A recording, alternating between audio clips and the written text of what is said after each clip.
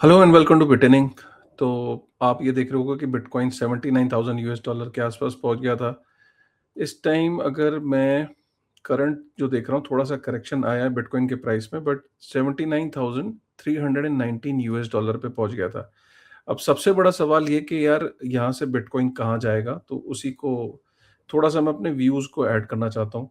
आप बार बार ये कहते हो कि यार पहले बता दिया करो। देखो, पहले किसी को कुछ नहीं पता होता है, लेकिन इस टाइम ये ज़रूर है कि जो आप एक्साइटमेंट देख रहे हो ना, तो मैं उसको थोड़ा चेक में करने आया हूँ। मैं आपको डराने नहीं आया हूँ, बट मैं थोड़ा-सा आपको ये समझाने आया हूँ कि फिर से कुछ गलतियाँ ऐसी मत करना जो पास्ट में हमेशा करते आए हो। तो उसको समझना बहुत ज़रूरी है। और बिटकॉइन में तरीका क्या है, मतलब आप जो इस टाइम जो सोच रहे हो ना कि मैं क्या करूँ? क्योंकि सिर्फ़ आप अकेले नहीं सोच रहे हो। मतलब अगर मैं अभी ट्विटर को देख रहा था अपने, मतलब मेरे सामने, मैं ट्विटर को खोल रहा हूँ, तो मैंने एक पोल चलाया था कि भई क्या 100% श्योर हो कि हमारी बुल मार्केट वापस आ गई है? तो आप यकीन नहीं करोगे कि अभी 37% लोगों को लगता है कि बिटकॉइन वापस से $50,000 पे जाएगा। सबसे ज़्यादा, मतलब अभी भी लोगों को यही लग रहा है कि नहीं, अभी $50,000 पे जाएगा।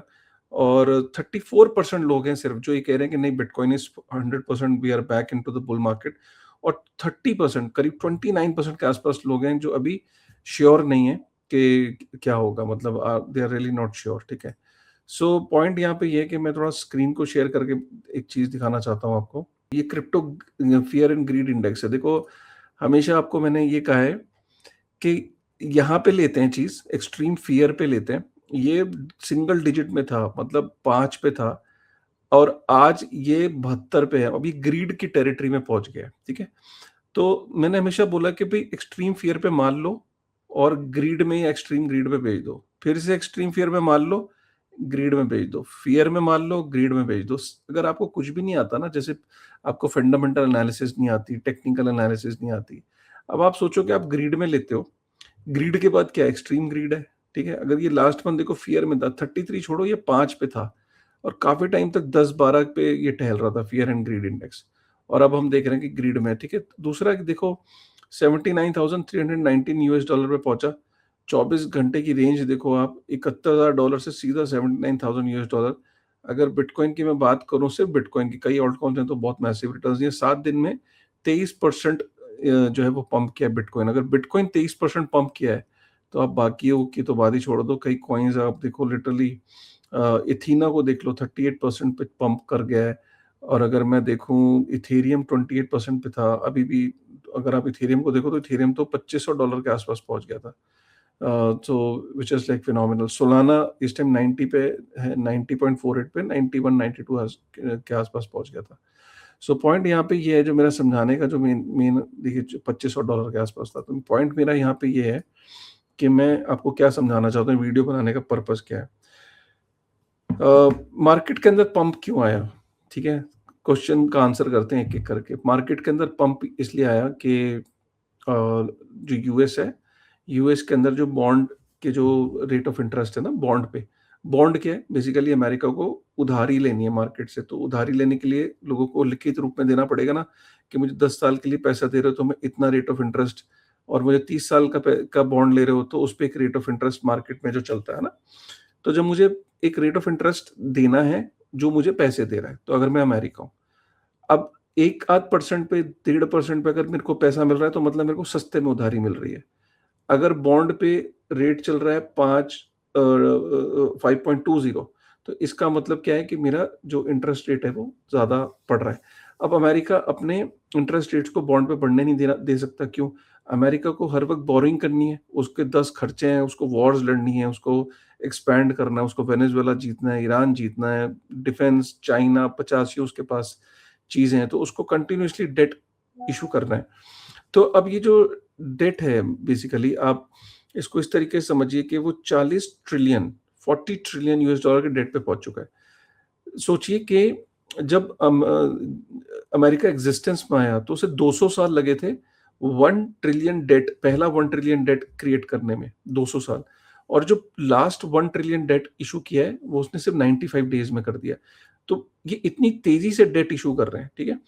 अब इन्होंने देखा कि यार हमारा डेट कोई खरीद नहीं रहा, मतलब हमारे बॉन्ड्स कोई ले नहीं रहा। जब कोई बॉन्ड ले ले नहीं रहा, जब मार्केट में डिमांड नहीं होती ना, तो रेट ऑफ इंटरेस्ट बढ़ता है बॉन्ड का, लुक्रेटिव होता है ना कि यार शायद मैं rate of interest, demand and supply की गेम है, तो रेट ऑफ इंटरेस्ट बढ़ता है तो फिर नया ग्राहक आता है बॉन्ड लेने, लेकिन अब आ ही नहीं रहा। तो इन्होंने कहा कि यार ऐसा करते हैं ट्रेजरी डिपार्टमेंट ने कि देखो हमें डेट तो चाहिए फ्यूचर में, तो हमारी जो डेट सर्विसिंग कॉस्ट है मतलब इंटरेस्ट बहुत ज़्यादा पे करना पड़ेगा। तो हम खुद ही अपना डेट खरीद लेते हैं। तो इन्होंने खुद अनाउंसमेंट करी कि 2 बिलियन यूएस डॉलर थी लिमिट, उसको बोला कि लिमिट छोड़ो, हम 4 बिलियन यूएस डॉलर की एटलीस्ट हम डेट अपना बॉन्ड अपना बाय करेंगे और फ्यूचर में ज़रूरत पड़ी तो और भी करेंगे, एक सिग्नल दिया। ये सिग्नल मिलते ही क्या हुआ, 18 अगस्त को जो बॉन्ड की जो रेट ऑफ इंटरेस्ट था, वो 20 साल के सबसे हाईएस्ट लेवल पे पहुँच गया था। 18 अगस्त को इन्होंने अनाउंसमेंट करी, 19 अगस्त को रेट ऑफ इंटरेस्ट गिर गए, जो वो चाहते थे, लेकिन 20 अगस्त को फिर से रेट ऑफ इंटरेस्ट बढ़ गए। तो मेरा आप लोगों को ये समझाने का पर्पस ये है कि अनाउंसमेंट हुई, मार्केट पंप करी, रेट ऑफ इंटरेस्ट गिरा बॉन्ड पे, मार्केट पंप करी। लेकिन जो ये रेट ऑफ इंटरेस्ट वापस से बढ़ गया है, ठीक है? ये बेयरिश न्यूज़ है क्रिप्टो के लिए। क्योंकि अगर रेट ऑफ इंटरेस्ट वापस से बढ़ गया बॉन्ड पे, तो मार्केट के अंदर क्या होता है, लिक्विडिटी को समझो। लिक्विडिटी एक पानी का बहाव है।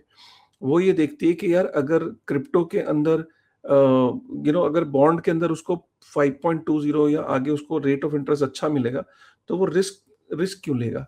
बंदा क्रिप्टो में, गोल्ड में, सिल्वर में, इन सब जगहों पे नहीं जाता। अमेरिका के बॉन्ड का मतलब ये समझ लो ना कि एक तरीके की रिस्क फ्री रिटर्न आदमी समझता है, और कॉर्पोरेट्स और इंस्टीट्यूशंस क्या करते हैं, फिर वो वापस से बॉन्ड में चले जाएँगे। ये जो रेट ऑफ इंटरेस्ट वापस से बढ़ा, तो ये बाकी मार्केट से पैसा सक करके वापस से बॉन्ड में ले जाएगा। बॉन्ड का अगर रेट ऑफ इंटरेस्ट गिरा, तो फिर वो ल्यूक्रेटिव नहीं रहते बॉन्ड। फिर वो बंदा कहता है कि यार अब ना ऐसा है कि और जगह पे देखता हूँ, मुझे कहाँ रिटर्न मिल सकता है, मुझे गोल्ड में मिल सकता है, मुझे बिटकॉइन में मिल सकता है, मुझे स्टॉक में मिल सकता है। तो ये जो वापस से रेट ऑफ इंटरेस्ट बढ़ा है, ये अमेरिका के लिए तो बुरी खबर है ही, ये क्रिप्टो और गोल्ड वगैरह के लिए भी खबर अच्छी नहीं है, क्योंकि ये बेरिश।